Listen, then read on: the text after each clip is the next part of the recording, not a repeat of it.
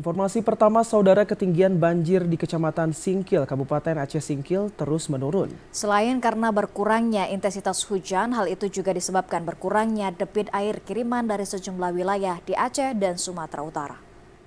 Banjir yang merendam 13 desa di Kecamatan Singkil sejak seminggu yang lalu sudah 2 hari ini mulai perlahan surut.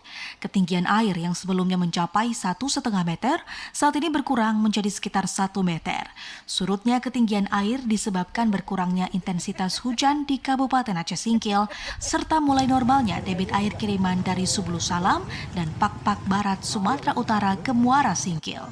Kendati sejumlah ruas jalan antar desa masih terendam, namun saat ini sebagian warga telah mulai beraktivitas kembali.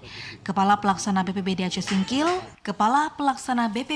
Singkil Al-Husni mengatakan 13 desa di Kecamatan Singkil masih terendam, namun ketinggian air mulai berkurang. BPBD juga masih membuka dapur lapangan dan pos kesehatan di 2 desa terpisah.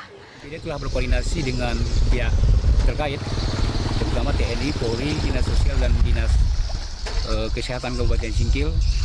Dalam hal ini BPBD telah mendirikan dapur umum lapangan dan posko pelayanan kesehatan terpadu di 2 titik lokasi. Satu berlokasi di Desa Ujung Bawang untuk mengcover beberapa desa yang terletak di sekitar Ujung Bawang.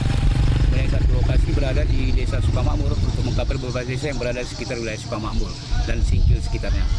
Al-Husni menambahkan, banjir menyebabkan sedikitnya 40 jiwa dari 10 keluarga mengungsi ke rumah kerabat, sementara jumlah warga terdampak mencapai 9.713 jiwa.